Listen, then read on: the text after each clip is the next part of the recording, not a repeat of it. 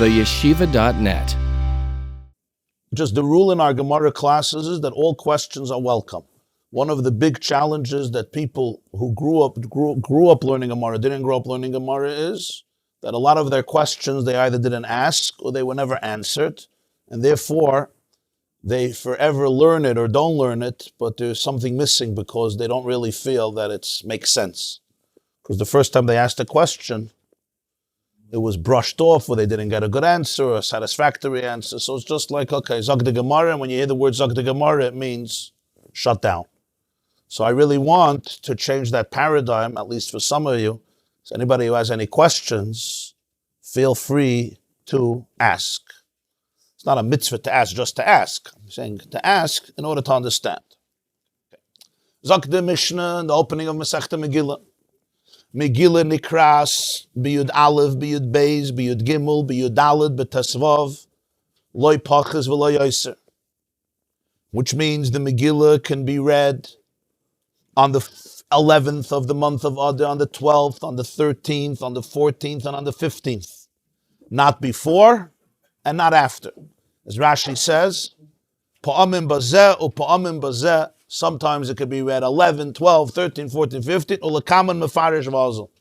The Mishnah is going to explain what this means, where you threw out a statement. The Megillah could be read in one of many days, 11, 12, 13, 14, 15, that's 5 days. What, when, where? Don't worry, Rashi says. We'll explain it. Why does Rashi have to say lekaman mefarish v'azal? Because when you throw out such a statement, it behooves you to explain.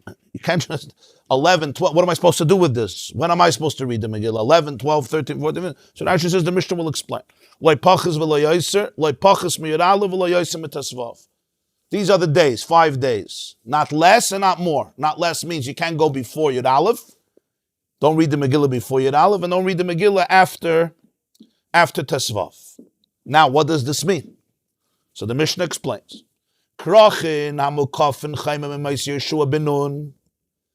Jews living in cities. He doesn't say Jews living in cities, but obviously that's what he's talking about. Cities, Jews living in cities. Krachin are large cities. It's called a krach, is a large city, which are surrounded with a fortress. From the days of Yeshua ben Nun, meaning from when the Jewish people went into Eretz Yisrael the first time, under the leadership of Joshua of Yeshua ben Nun. So cities that are surrounded by walls from that time in history, Koydin b'Tesvav. They read the Megillah when? On the 15th of Adar. But Kfarim, Jews who live in villages, or Vayaras G'daylas, or large cities, but the cities are not walled, or even if they're walled, they're not fortified from the times of Yeshua ben Nun. Koydin b'Yudalet. They read the Megillah on the 14th of Adar. So we have already 2 dates. If I'm living in a large city that has a wall from the times of Yeshua, I'm reading the Megillah the 15th. If I'm living in any other city or village, whether it's a small city, a big city, whether it's fortified but not from the times of Yeshua or not fortified, I will read the Megillah on Yud Daled Adar, the 14th of Adar. Rashi says, Monsey Yeshua, Gemarah mefarish lo. What's bothering Rashi? Where does Yeshua ben Nun come into this picture? Who's talking about Yeshua ben Nun? Yeshua ben Nun took in the Jewish people to Eretz Yisrael 40 years after the wilderness in the year 2488 since creation. Because Matan Torah was 2448, and 40 years later is 2488. That's Yeshua ben Nun. The Jews are going to be living in Eretz Yisrael 400 years before the Beis HaMikdash. Then there'll be a Beis HaMikdash for 410 years. Then they'll be exiled. At the end of their exile, you're going to have the Purim story. So you're dealing with almost a millennium after Yeshua ben Nun. Not up as 20 years, 50 years, almost 1,000 years from Yeshua, taking them into Eretz Yisrael. Yeah, around 900 years till the story of Purim. What does that have to do with Yeshua ben Nun? There's a big Gemarah mefarish. Elo, says the Mishnah Vayter, Elo, shahakforim magdimin liyoim haknisa. However, the people living in the Kfarim are towns, villages, they could sometimes read the Megillah earlier. When? Liyom HaKnisa, the day of assembly. The day, Knisa, comes the word kinos, gathering, right? Leich Knois. So those people living in the villages, they could sometimes, Magdimin, they read the Megillah earlier when? Liyom HaKnisa, the day of assembly. What do we mean the day of assembly? the day that the people in the villages assemble and come together in the larger cities, which means on any Monday or Thursday that precedes the 14th of Adar. What does this mean? So let's see Rashi. No, we'll see in a moment about Shabbos. I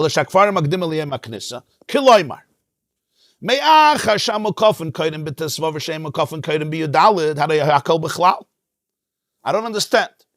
You started off, you read the Megillah in one of 5 days, but then you tell me that any city that had a wall from Yeshua is on the 15th. Any other city or village is on the 14th. Hakel b'chlal, you covered everybody.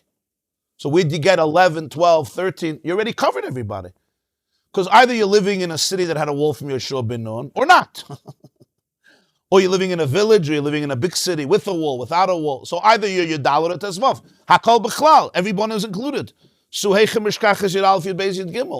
where do you have your 11, 12, 13? Everybody was covered. That's why the Mishnah uses the word Ella. What's Ella? Ella means however or only. Ella. So why did I say it seems deceiving? I started off Yud Aleph, Yud Beis, Yud Gimel, Yud Al, Tesvav, but I already told you that everybody is either Yud or Tesvav. So that's why we say Ella, there's an Ella here. What's the Ella? Shakfarim, Jews in villages, Nostolem Chachamim Rishus, Lahaktim Kriyasa L'Yom HaKnisa. Jews in villages, the sages gave them special permission to read the Megillah earlier. When? On the day that they're coming in, on the day that they're gathering. What does it mean they're gathering? Yom Sheni b'Shabbos, Shalifnei Yudalit, Oy Chamishi b'Shabbos. Either the Monday before Yudalit or the Thursday before Yudalit. Shahu Yom Knisa. This was a day of assembly. Shakfarim Miskansin Layoris Lemishpat. Lefisha Batei Dinim Yoshrim Bayoris B'Sheni B'Chamishi Ketakanas Ezra. People have disputes. People have arguments. People need arbitration. People need decisions. Ezra instituted that in the cities, the Batei Din, the Jewish courts, should sit 2 days a week, Monday and Thursday. If I'm living in a village, people would come in Monday and Thursday to the big city. That's called Yom HaKnisa. Rashi says that's the reason they came in. Other Rishonim said, right, they came in for Kriyas HaTorah. They often didn't have a minyan by them, or somebody to read, or a Sefer Torah. So they came into the cities where there were larger communities to hear Kriyas HaTorah Monday and Thursday. Huh? Well, Rashi says they came in for the court system. The court was Monday and Thursday. Takana says Baba Kamadaf Pei Beis. So therefore, what's the issue? He says V'akfarim einam pkiyin likras. The villages often didn't have somebody who could read the Megillah. Utzrichin sheikren lam echad b'bnei ha'ir. They need somebody from the larger city to read it for them. The Chachamim did not want to burden them to have to wait with their Purim and come again on the 14th to hear the Megillah. And sometimes in the calendar, the day of assembly could be Yud Gimel. Sometimes it could be Yud Beis. Sometimes it could be Yud Aleph. That's how it comes out to these days. So the Jews in little villages who couldn't read the Megillah on their own on Yud Aleph, because they may have not had a minyan, or Rashi says they don't have an expert to read the Megillah, they have to go to the city. So the Chachamim made a special leniency for them, that on Monday and Thursday before Yudalad, when you're coming in anyway to the city, you could then hear the Megillah, and you fulfilled your mitzvah, and on Purim itself, you don't have to come back to the city to hear the Megillah. And it's always before. Hakfarim makdimin liyom haknisa. It's always before. Yeah, it's always before, as the Mishnah is now going to illustrate. The reading of the Megillah. Interesting question. Matanas la'avyonim, they also do on Yom HaKnisa, the gifts to the poor, but the other mitzvahs on Purim, they do on Yudalit. Right. In other words, the feast and the joy, the Sudas Purim, the joy and the feast, and Mishloach Manas, they do on the regular Purim, which is Yudalit Adar. That's a good question. What about the night? What about the night? Because we do Megillah twice. That's a very good question. They didn't come to the city at night. Very little traveling at night. Remember, it's before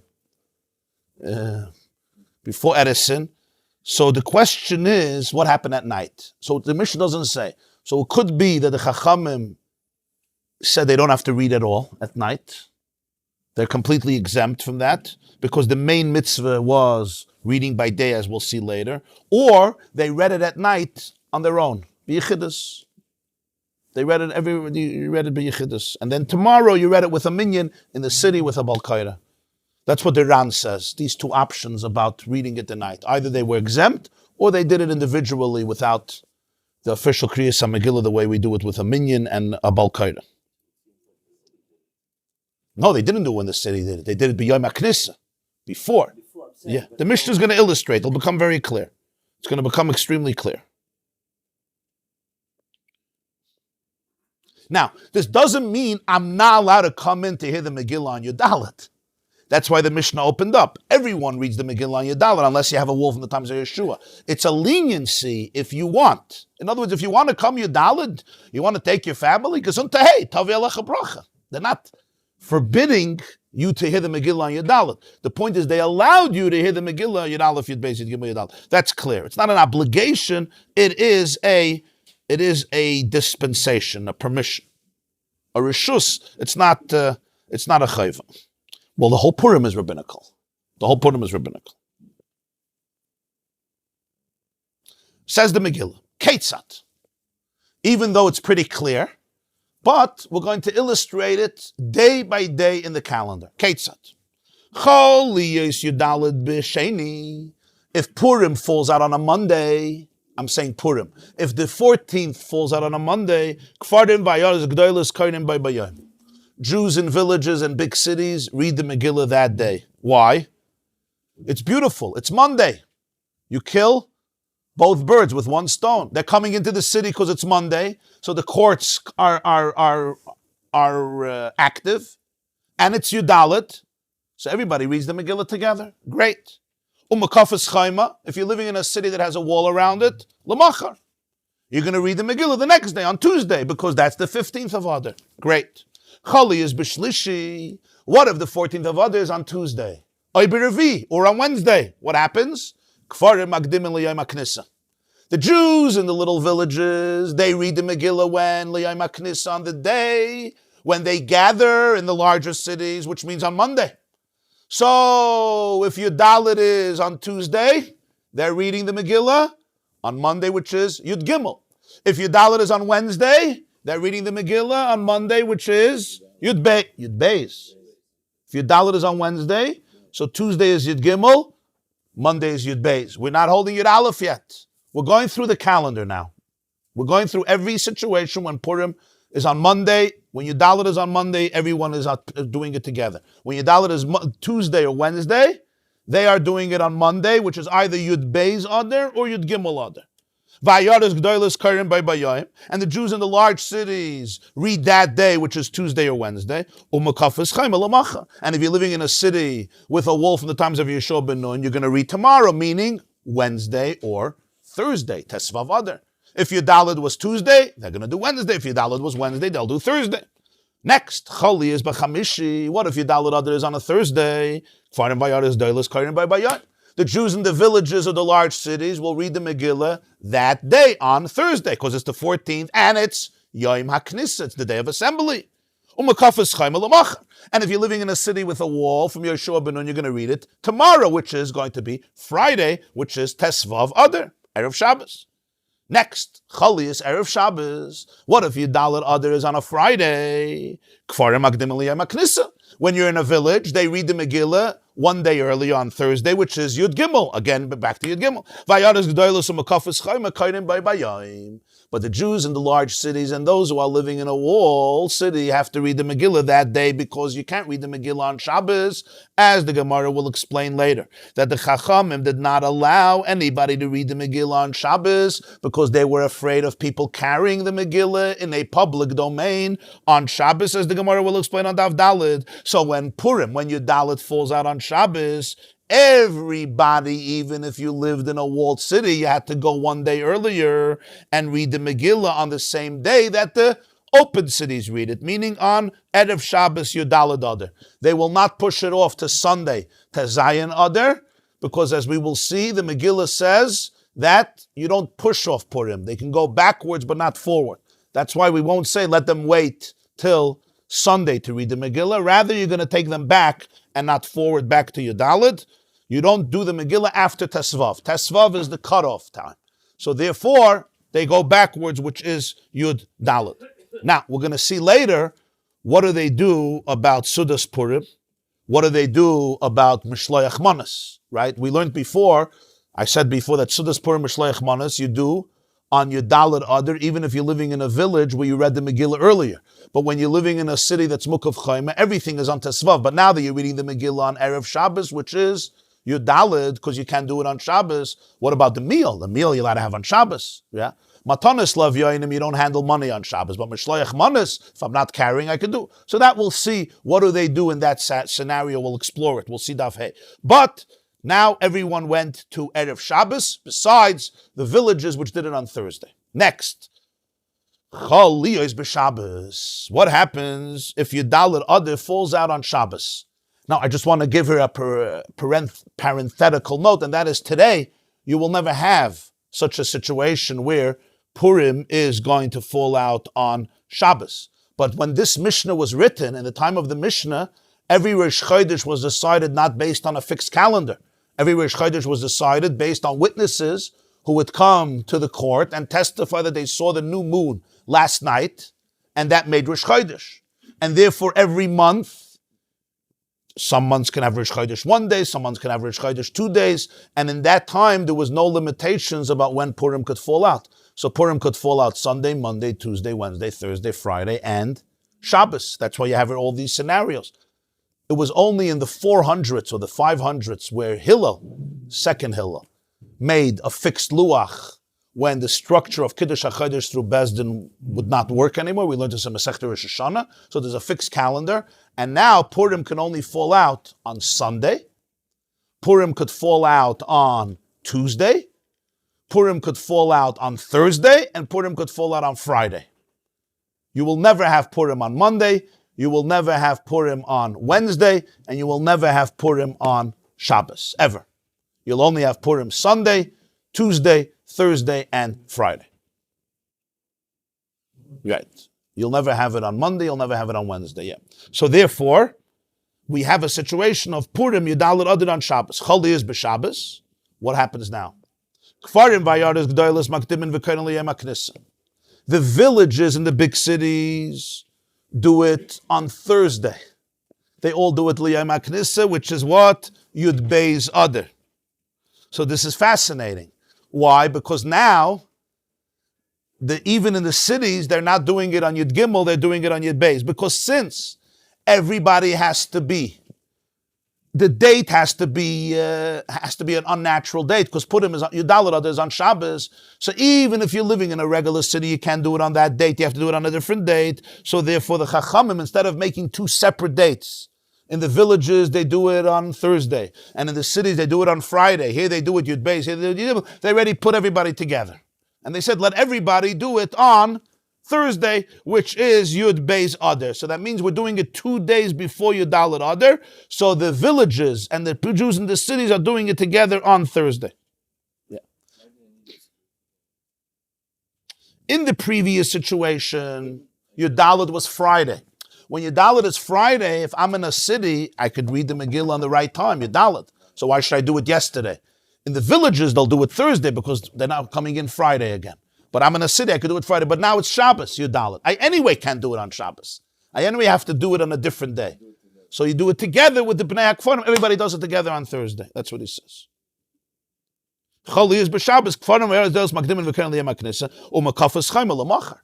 Those in walled cities read the Megillah the next day, which is Sunday, because it's Tesvav. That's perfect. Purim is on Sunday. What if Yud Daled Adar is on a Sunday? Now we got our Yud Aleph. We were waiting for our Yud Aleph. The Jews in the villages go backwards to Thursday, which is Yud Aleph. Thursday Yud Aleph, Friday Yud Beis, Shabbos Yud Gimel, and Sunday Yud Daled. The Jews in the large cities read it on Sunday, which is Yud Daled. And if you're in a walled city, you read it the next day, which is Monday, which is Tesvav Adar. So here we went through the entire week, And we came up with the illustration that besides the 2 fixed days, Yudalin and Tesvav, sometimes in some places they could read the Megillah when? On the Yom HaKnisa, the day of assembly preceding Purim, which maximum can only go back till Yud Aleph. Never before Yud Aleph. You're never going to have such a situation. It should go back before Yud Aleph. Because when? If Purim is on Monday, if Yud Aleph is on Monday, they'll read it on Yud Aleph. And if Yud Aleph is on Sunday, they're only going back Thursday. They're not going back to the previous Monday. You'll never go from Sunday back to Monday. So therefore, you're never going to have a date that precedes Yud Aleph. So we have all the dates, Yud Aleph, Yud Beis, Yud Gimel, Yud Dalet, Tesvav, and that's the meaning of the opening of the Mishnah. The Megillah can be read, Yud Aleph, Yud Beis, Yud Gimel, Yud Dalet, Tesvav. Within those 5 days, the entire Klal Yisrael, wherever they live, are covered, and they have read the Megillah. And this finishes the Mishnah. Okay? Atkan.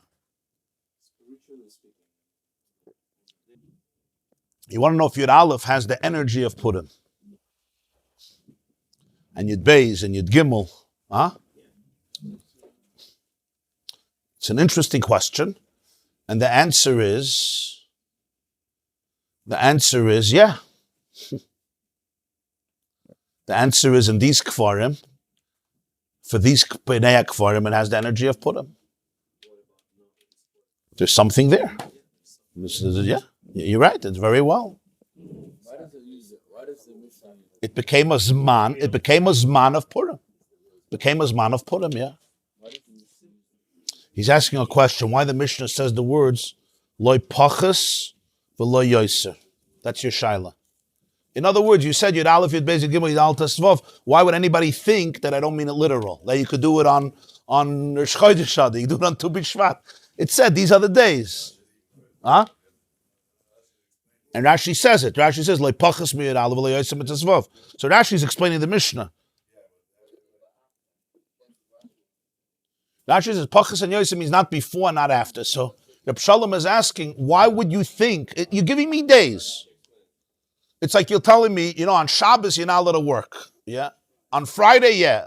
Yeah. You gave me a date. I mean, why would I think otherwise? So I see in the Mesifta Gemarah he brings from one of the Mefarshim, Koil HaRamaz, that in Yerushalmi, Masechta Megillah, there's a very famous opinion. The Gemarah says there that Kol HaChodesh Kosher L'Kriyas HaMegillah. The Yerushalmi says that B'di'evid, the whole month is kosher for the Megillah. And the Yerushalmi says, because it says in the Megillah, HaChodesh Asher Nepach Lahem Miyagan L'Simcha, the month that was transformed. What the month? It wasn't a month, it was a day. In other words, the whole month was transformed. The whole month is a different type of month. So the Yerushalmi holds that B'di'evid, Kol HaChodesh Kosher L'Kriyas HaMegillah. And therefore, he says, the Tana knows about this idea, and he wants to exclude that opinion. I'm being very, very precise and very meticulous. That's what the Koil Ramaz says. And he says v'lo yoser, also the other way, because you could think that Tezayin should be kosher for the Megillah, because Tezayin is shayach to Simcha. You don't fast on Tezayin. You don't do eulogies. It's still the day after, because it's like Isru Chag, so to speak. So you might think this. So he says that's one of the explanations. That's a good question. Why Bechlal is a Tesvav in the walled cities? So the Gemarah is going to explore that. That already comes from the Megillah. That's the first Amud is going to explore that. In other words, the big question here is, since when do Yom Tovim have 5 days? Maybe you have days. I mean, Pesach is Pesach, Shavuos is Shavuos, Sukkot is Sukkot. I mean, it's hard. Okay, it's hard, right? Huh? Yeah, you ever heard when Jews speak about the Yom Tovim? Yeah, they always say, Rosh Hashanah this year is early. Rosh Hashanah is late. Pesach is so early. Pesach is so late. Gentiles' holidays always fall out on time. Our holidays are never on time. They're early, they're late, they're very early. It's too cold, it's too warm, it's too hot. Sukkah's,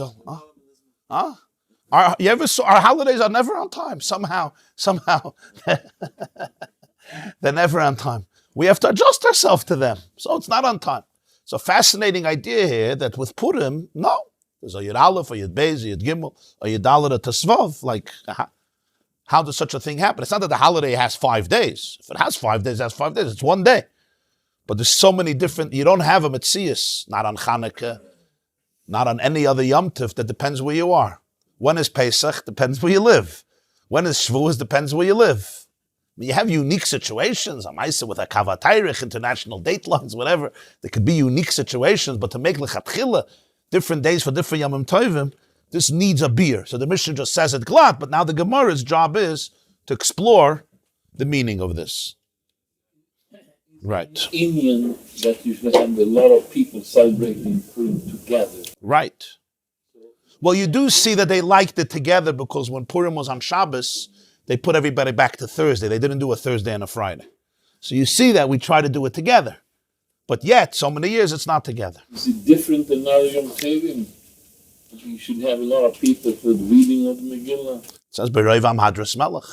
Beroivam Hadras Melech. I should just mention the Shitta of the Yerushalmi is brought in Shulchan Aruch. The Ramah says, V'hachi Nog, that if a person is, let's say you're traveling and you may not have a Megillah, or the person knows on your Daled, whatever, such a situation. So even in the beginning of Adar, he says you should rely on that Yerushalmi and read the Megillah without a bracha, but you should rely on the Jam and read the Megillah. Just mentioned the month of Adar, So it's even brought to Halacha. He says V'hachi Nog in Shulchan Aruch and Hilchas Purim. I just wanted to mention that you do it without a bracha, but the people do it Yud Aleph. They do it with a bracha. It's I just want to say something interesting on it. The Mishnah begins Megillah Nikras. How do you translate that? The Megillah is read. Some of you are learning Masechta Brachas. How does Masechta Brachas begin?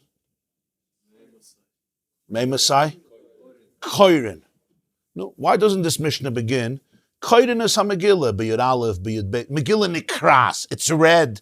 No, you can also say Meimasai Kriya Shema Nikras. From when is Kriya Shema read? It's not read. I read it. Meimasai Koirin and Shema. You read Shema. When do you read Shema? Koirin is HaMegillah, B'Yud Aleph, B'Yud Beis, B'Yud Gimel, B'Yud Aleph. It's not a robot, artificial intelligence reads the Megillah. Huh? Huh? Krishma is individual. I read Krishma, you read Krishma. Megillah, I don't have to read the Megillah. The Megillah has to be read. I just have to be present. That's the basic reason. You're adding another vart. You're saying if it would say Kairinus HaMegillah B'Yud Aleph, it would sound like you have to read the Megillah on Yud Aleph. It's more like, that's what you're saying. I think I saw that somewhere. That's a different pshat. Right, the Megillah, the Shliach, I don't have to read the Megillah. The Reach Dudoyim says that Kairin, Sefer Reach Dudoyim, Kairin sounds like you have a chiyuv to do it on Yud Aleph, or to do it at least on the Monday or Thursday before. But you don't have to. If I want to come into the city on Yud Daled, wonderful, you could do it. Right? Get the kids into the station wagon, or the horse and buggy, and go into the city on Yud Daled. That's why he says Nikras, because it's not a takana that I have to do. It's for my benefit. If I don't want it, it's not like a Chacham that you have to read Yud Aleph, you have to read Yud Beis. Megillah Nikras, it could be read, not you read it. Don't read it. It could be read. That's what he says. Very good. You're Mechavana? Yeah, if you're by yourself. But the word I said before was from the Ritva. The Ritva said that by Krishma, there's a chiyuv to read Krishma yourself. Here, one person reads it. So it's not Kairinus HaMegillah. I don't have to read a Megillah on Yud Aleph, Yud Beis. The Megillah has to be read. It has to be read. It's read in a minyan. It's read b'tzibur, and everybody hears it.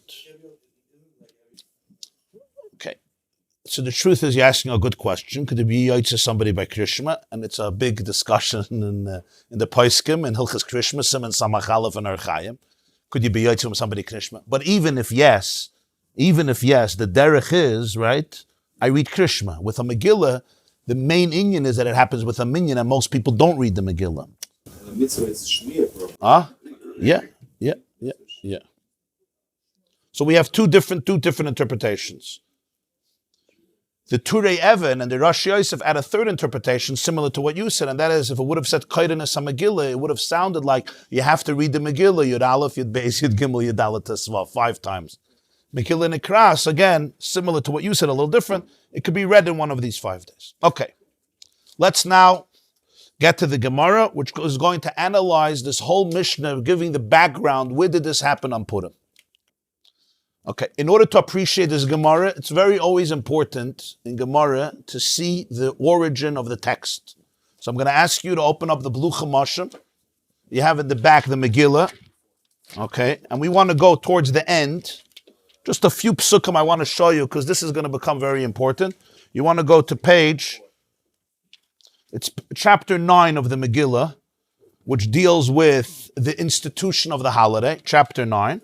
It's going to be page 659 in these Chumashim, page 659 in the Megillah. Okay. Let me just give you the historical context, and then we'll look into the verses inside. The people make a mistake in the story of Purim, and they think that Achashverosh nullified the decree to kill out the Jews. That didn't happen. That never happened.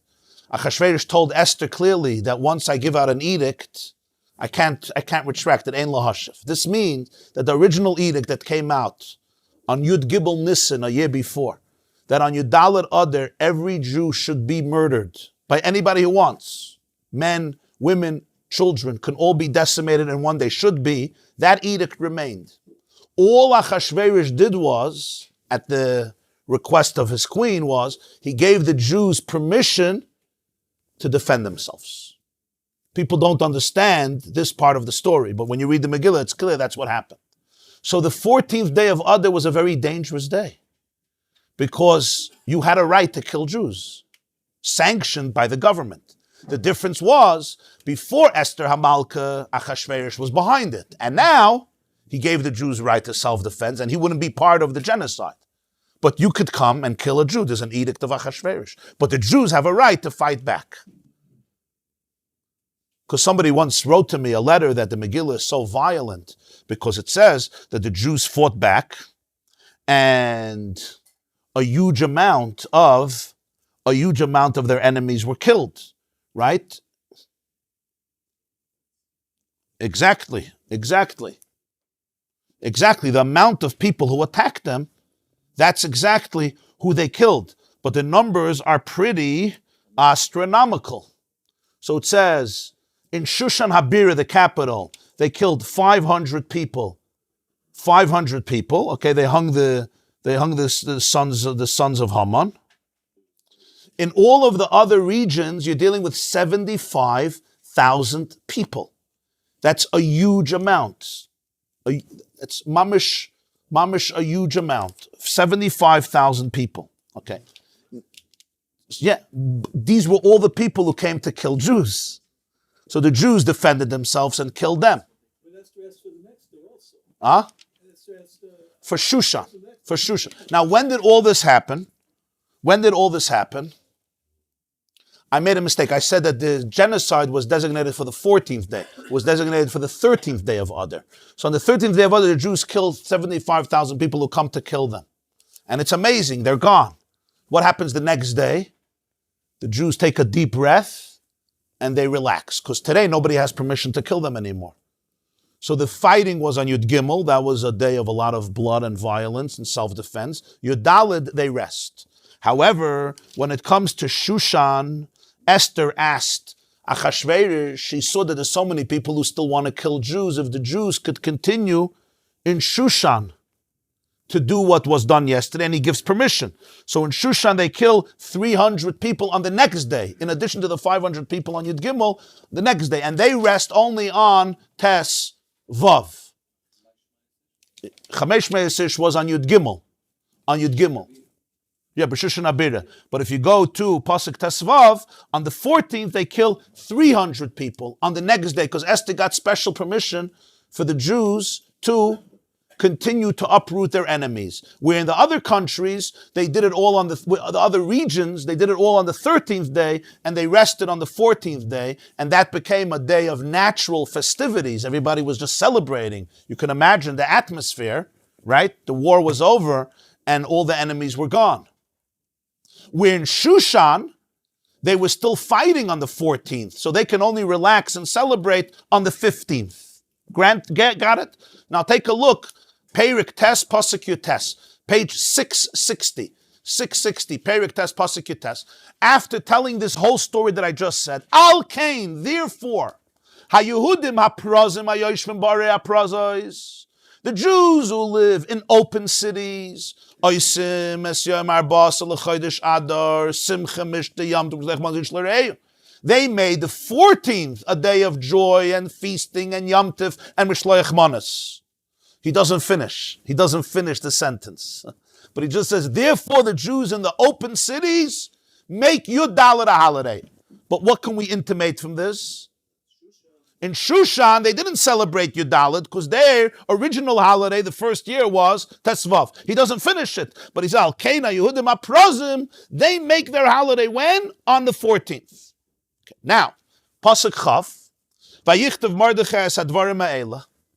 Mordechai wrote these words.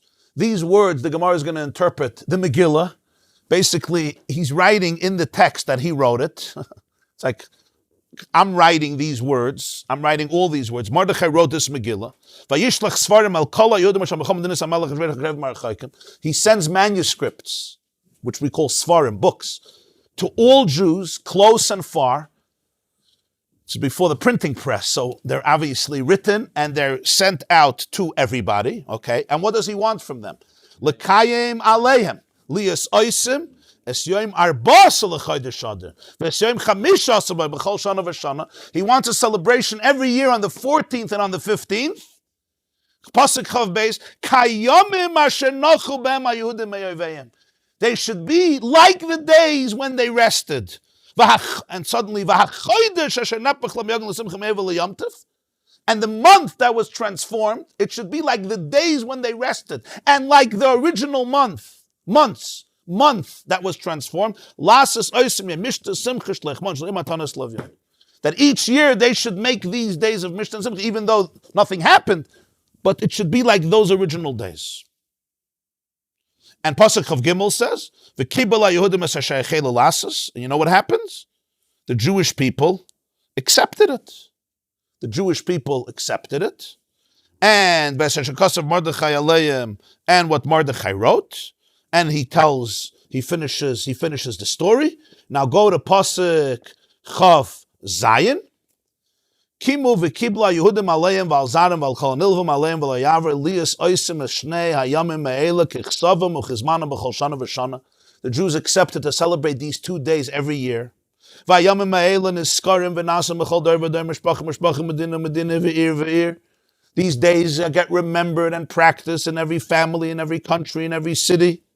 Pasuk Lamed, he sends Svarim to all the Jews in all 127 provinces of Achashverosh. Lamed Aleph, L'kayim es yemei haPurim ha'ela bizmanehem. To fulfill the days of Purim, bizmanehem. What's bizmanehem? In their appropriate times. Kashekiyam alei Mordechai Yehudi v'Esther HaMalka. Okay. These psukim are very important texts because they all describe the institution of Purim. It's these psukim the Gemarah is now going to dissect, and once you read the psukim, you'll see the experience will be a different experience. It'll be very smooth. So let's now see inside the Gemarah, and Be'ezer Hashem will be clear. Zog the Gemarah, Megillah nikras b'Yud Aleph. The Megillah can be read on Yud Aleph, Yud Beis Gimel. Mi nolon. How do you know? How do you know? And I just want to, again in my parentheses, make a parentheses, a bracket, and discuss this word min nolan. How do we know? This is a critical word, min nolan. In other words, there's no hefker in Judaism. A rabbi decided we're reading the Megillah on Yud Aleph. Where, what, when, who? This min nolan is a critical question. Everything has to have background, an origin, a genesis, a bereshis, min nolan. We take nothing for granted. The Mishnah said it. Why? Who gave you a right? Who gave you a date? Yud Aleph, Yud Beis, Yud Gimel. Minolan, what's your source? Does it say in the Megillah? If it says in the Megillah, fine. Doesn't say a word in the Megillah about Yud Aleph, Yud Beis, Yud Gimel. It says Yud Dalet, it says Tesvav. Minolan. How do you know this? This question you can ask, if you understand Judaism, you can ask on everything. There's nothing that's Minolan. Huh? Right, but my point is that there's not a single experience in Jewish life that we cannot trace back to when it developed, why it developed, how it developed, where it developed, and who developed it. And that's the only way that something should have integrity, authenticity. Because if I could wake up one morning and I had a sweet dream, right? And I decide I'm making a new chumrah, a new minhag, a new mitzvah. This doesn't work like this. Minalan is the question. Where? Yeah. Or something that's justified by the Tanakh, as we'll see. Or justified by the Tanakh. Chanukah you don't have in Tanakh, but it's justified by the Tanakh. But the Gemarah asks, how could they make Chanukah? Famous Gemarah in Shabbos. Okay. Minala. Frag the Gemarah, whoa. Minala? What type of question is Minala? The Gemarah is now attacking the questionnaire.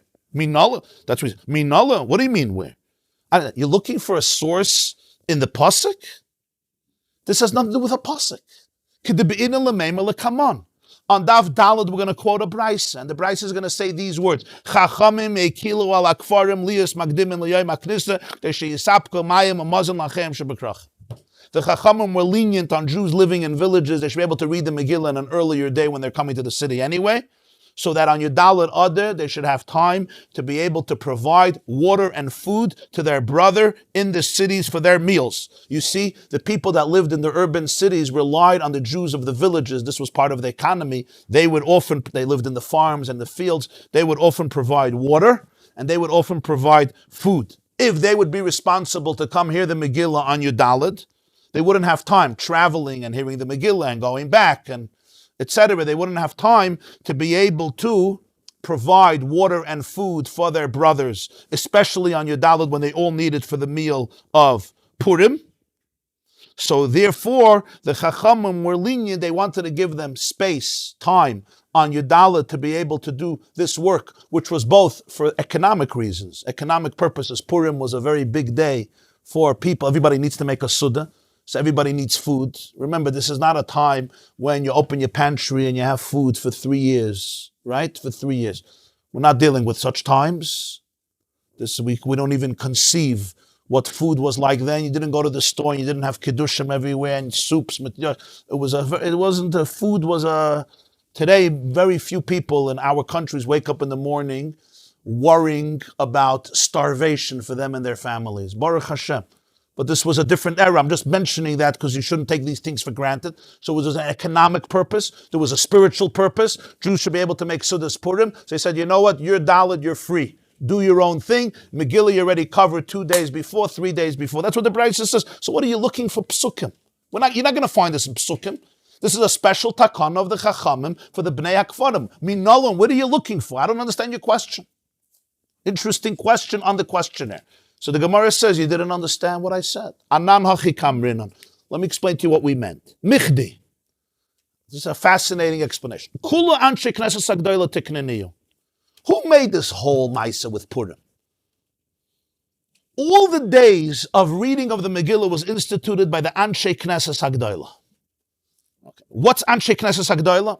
Knesses Hagdola means the great assembly. Anshe Knesses Hagdola are men of the great assembly. This was a group of 120 Jewish sages who lived at the end of the Babylonian exile and at the beginning of the second Beis Hamikdash, and they are the ones who recreated the renaissance of Judaism and Jewish life in the post-Galus Bavel era, which shook up the Jews to their core because it's the first time they were exiled. They lost their country, they lost their temple, they lost their commonwealth, they lost their independence, they lost their political, military, spiritual, religious independence. This was a trauma for the Jewish people. Again, today it's hard for us to understand because we've been in Galus, unfortunately, for many, many years. So this is like Jewish life, we're exiled. But then it was a trauma, terrible trauma, and they are the ones who rejuvenated Judaism, 120 Jews. It started with the prophets. It continued till the Tanoim. Shimon HaTzadik, Haya, Mishyarei Knesses HaGdola. That included people like Chagai, Scharia, Malachi, who are still prophets. They have writings in the Tanakh. Mordechai, Zerubbabel, and then you'll have Shimon HaTzadik, who's already a Kohen Gadol in the second Beis HaMikdash. They are the ones who instituted a huge amounts of institutions. They're the ones who did Purim. Because Mordechai was part of the Anshe Knesset HaGedolah. They're the ones who certainly made this takana to read 11, 12, 13, 14, 15. How do I know? If you're going to tell me Anshe Knesset HaGedolah only did 14 and 15, are you going to tell me that the later sages in the Mishnah came and uprooted the days of Purim of Anshe Knesset HaGedolah and said, you know what? The Anshe Knesset HaGedolah said everybody has to read the Megillah on your Dalet. We say, nah, if you live in a village, fine, scratch it. You'll do the Megillah on your Aleph. Are you going to say that? Vatnan, They're not uprooting it. They're just basically making it more convenient. Okay. But they're basically yeah, because I don't have to do it on your Dalet. I don't have to do it on your Dalet anymore. I'm a Jew. I say you still have to do it on your Dalet. No. However, if you live in Florida, Okay. it's not convenient for you. Okay, but Mine cannot be like an addition. but it's not an addition because they're telling me not to read it on your Dalet. Of course it does. Mishnah says if you cannot do it on your Dalet, you have a choice of your Dalet is basically given. No, but lechatchila, it's not only b'diyah. Lechatchila, I could choose not to do it on your Dalet. So if the reading of the Megillah, I can choose not to do it on your Dalet. Maybe he says v'hatanan. So imagine, could Chachamim come and say, you know what? If you can't do Pesach on Tesvav, do the Seder Yud Aleph Nisan. Nope, you can't. Okay, you can't. Yeah, there were Jews in Siberia who couldn't do a Seder on Pesach, right? We understand that. It's called Anus Rachmana Patra. You can't blow shofar Rosh Hashanah, don't worry. Blow shofar Tisha B'Av. Huh? L'chatchila you could do Yud Aleph Beis Yud Gimel. I don't even have to bother come to the city. Even if it's you say on your Dalet, even if there is no gathering, I still should be able to do it. No, whenever I'm coming to the city, Monday or Thursday before your Dalet, I read the Megillah then. And I don't have to come back your Dalet, even if I could. So let's say your Dalet is Sunday. Can I do it on Friday? No. Because that's what Mishnah Right, but they made new dates. It's even stronger. They made fixed new dates. They fixed your dates because there is no way to meet on your Dalet. They're not. They could come to the city. So go to the Anshe Knesset HaGedolah. They're not. So that's the question. Can a Bezdin say, you know what? They made a takana, they made a mitzvah, but we're going to change it. That's a big question. So that's what he says. V'hatnan, we have a Mishnah in Ediyus. Ein Bezdin yochel levatel divrei Bezdin chaver elim kein gadol imenu b'chachma b'minyan. One Bezdin cannot obliterate and nullify the words of a Bezdin, its colleague, unless the mevatel is greater than the first Bezdin b'chachma, in wisdom, and b'minyan in numbers. After Anshe Knesset HaGedolah, usually b'chachma b'minyan is understood that the Bezdin, the second Bezdin, the head of the Bezdin, and the entire Bezdin is greater in stature and wisdom from the first Bezdin. Plus b'minyan, the way the Rambam teaches b'minyan and Hilchas Mamrim is that the Chachamim who voted for this new takana to uproot the first one is a larger number than the original Chachamim. You have to have both qualities. And it's going to be very hard to compete with the Anshe Knesset HaGedolah in terms of having a Bezdin to say, you know what? We're changing the dates of Purim. Ela pshita kulu Anshe Knesset HaGedolah takinu. If this is the case, then you have to say that this is part of the Anshe Knesset HaGedolah. Those who made Purim and made the takana to do Megillas Esther, they're the ones who said Yud Aleph, Yud Beis, Yud Gimel, Yud Dalet Tesvav. If so, Heichen Remizah. They had to put it into the Megillah. If so, why is it not in the Megillah? In other words, we have two options. Option number one is to say this was not part of the original Purim. Purim had two dates, and in later generations, Chaim came together and said, you know what? We're going to allow thousands and thousands and thousands of Jews not to do one of the mitzvahs of Purim. We're making a new date for it. Really? Wow. That's audacious. You had a Bezdin that was Gadol b'chachma b'minyan from the Anshe Knesset HaGedolah Bezdin that voted l'chatchila to make Purim and do all the mitzvahs of Purim, and you made me a new Purim. Is that what happened? The Gemarah says, pshita, that's not what happened. It could have never happened. Such a vote would have never passed. It would have never been accepted. Once the Anshe Knesset HaGedolah said Purim. You're in a kfar. If you're an anus, you're an anus. What if I'm stuck somewhere without a Megillah? Okay, I don't have a Megillah. But to make a new date, they can't do it. So you have to say that the Anshe Knesset Agdoila already put it into the fabric of Purim. If they put it into the fabric of Purim, where's it in the Megillah? At least hint it. Even if it's not a big section in the Megillah because it's not relevant to much of Klal Yisrael, but at least Epsaremes, Epsahint. That's the question. That's what I meant Minolan. I didn't mean Minolan. We know why they did it. But there's a source for it. Where's it in the Megillah? Heicher Remiza, where's it in the Megillah? That's a very strange argument. Can you imagine Moshe Rabbeinu without Shra? It's the same way. Can you imagine Ashkenaz? No, think about it. No, it's not strange at all. It's not strange at all. There's a system in halacha. Here, there's a system. No, there's a system to halach. Imagine a bezdin gets up and says, the Chachamim said that you're not allowed to eat chicken and milk. But we know that in Torah you're allowed to eat chicken and milk. We're doing it if you live in villages, right? Okay? I'm not talking bikuach nefesh. You can eat chickens and milk. Huh? We're not making these. There's a halacha not to do muktzah, not to move around muktzah on Shabbos, not to move computers on Shabbos. Yeah? So, okay, but if you're a busy guy and you're a computer programmer, Mitzvah Shabbos, you're stressed and you live in a little village, we're doing the muktzah on Shabbos. You may have very good reason for it. But if the Anshe Knesset Agdoila made a takana, just like a biblical takana, you're not changing because somebody lives in a little town. And therefore you're saying, we're going to do Pesach 6 days instead of 8 days because the economic situation requires Pesach to be 6 days. You can't take off another 2 days of work. Why not? We know that there's people who are anusim. We're not talking about anusim. But this is the fabric of halacha. If it's real, it's real. The Anshe Knesset Agdoila made 2 days of Purim for walled cities and unwalled cities. I got it. You live in a village. It's hard for you. You don't have a balkoina. Okay. So we're now going to come and say, you know what? Lechatchila. Even if I could come into the city, I don't have to. You know why I don't have to? Because I have a Mishnah that I don't have to. The Chachamim are not saying if you're an onus and it's a crazy situation, they're making a din lechatchila to uproot Purim.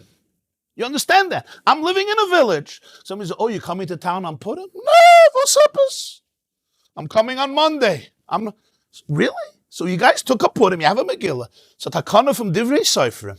We say on the bracha, Shekadeshanu b'mitzvaysev v'tzivanu, because God said I have to listen to Bezdin. It's part of the system of Tanakh, like all takanas. Again, if it's done according to halacha, we're not talking Anshe Knesset Agdoila. If a couple of thugs get up and make a mitzvah, I don't have to listen to them. We're talking about Anshe Knesset Agdoila who had the authority of real Bezdin with all the qualifications. And we're still asking him for a source. Huh? You're asking, but I'm trying to explain to you what happens here. We don't have such a precedent. You don't have this in halacha happening. Can a Bezdin uproot what another Bezdin did? Yeah, but it's not to push the thing. Gadol b'chachmo b'minyan. Really? There was a Bezdin at the time of the Mishnah who stood up and said, Anshe Knesset Agdoila, we decided, Anaya Purim, Anu Megillah, Anu Bracha, don't read your Dalet, you'll read your Aleph, you read Megillah. So the Gemarah cannot see this as a feasible understanding of this Mishnah. It just doesn't work with the system of halacha. This is actually a very educational piece in Gemarah. It tells you about the system of halacha. Rabbi Isaac, you with us? Does Esther Sinishtakin of Kedis? So this means that what? That who made all these dates? Anshe Knesset Agdoila made these dates. Nobody was mevatlan. When they made Purim, they put in a clause. They put in a clause into the bylines. They put in a clause. If you're in a village, you're good. You don't need your dalet and tisvaf. You could do your aleph, your beis, your gimel, your dalet. Remember, we'll continue tomorrow. I'm trying to figure out the art of finishing a shir on time. And then I realized you don't answer questions. Only one way. That's how they do it. That's how you finish on time. I have a Meshuggah and a Machla. You have to answer people's questions. I wonder if this Minolan, I wonder if this Yerushalmi goes on Goes on the Hanukkah also because I seen the White House. They do it the whole month. Very good. Very good. I heard your question also, by the way. I heard your question. Yesh koyach biyad chachamim laker mitzvahs esim in ha-Torah. You know what's the answer? They're not creating new days. They We have to make time. Not new isurim that are oiker a takana. Why did they have to make it convenient, though? Why couldn't they just say, look, They want to do. They wanted Purim should be a happy day. Jews should have food. If I'm not getting food from the villages, I can't have a Sudas Purim. It's going to destroy my Purim. You could already start Purim today. I'm giving you a heter. If they could make. Okay, but it's all discussed. It's not. We can I really want to understand it. I don't want to show you some mishmash. So I'll tell you. You read the Hagdama of the Rambam to Yad HaChazaka. Read the Hagdama of the Rambam to Mishnayos. Yeah? Read Rambam Hilchas Mamrim, and you'll get the general picture. Hagdama of Rambam to Yad HaChazaka. I never touched Rambam. It sounds like they made it more difficult for the people in the villages because they had to go in. They went in early. No, they wanted to come in on Purim because it was money, it was economy. This is what they did for a living. They traveled with food. They came, but they're not running to Shul for the Megillah. Yeah, they're busy with the business. And it's a big benefit for everybody because Purim, I want food for my Suda. That's why they wanted it. It wasn't just to make it easier for them, that too.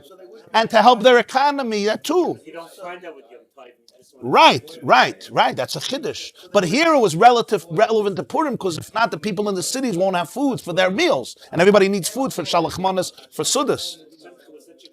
Yeah, it was part of the Purim necessity to give them this leeway. Yeah. The problem is if this is what they did, why isn't it not in the text of the Megillah? Show me some hint. We're going to see it is. Oh, you cheated. I'm just joking. Hagdama to Rambam Yad HaChazaka. They can't do without a plus. They could make a mitzvah. They can make a holiday Purim. That's if it's Alpia. But there has to be, there's a system to it. They made their own source because Mordechai was part of the Anshe Knesset. Yeah. They made Hanukkah also. They made Hanukkah. They made Purim. Hanukkah, nothing is biblical. They made their own holidays. They're not going to call it biblical. They'll call it rabbinic. But there was a reason for it. Hagdama of Rambam to the Yad HaChazaka, Hagdama of Rambam to Mishnayos. It's long. And Rambam Hilchas Mamrim. Perek Aleph, Perek Beis, and Perek Gimel. This class is brought to you by theyeshiva.net. Please help us continue the classes.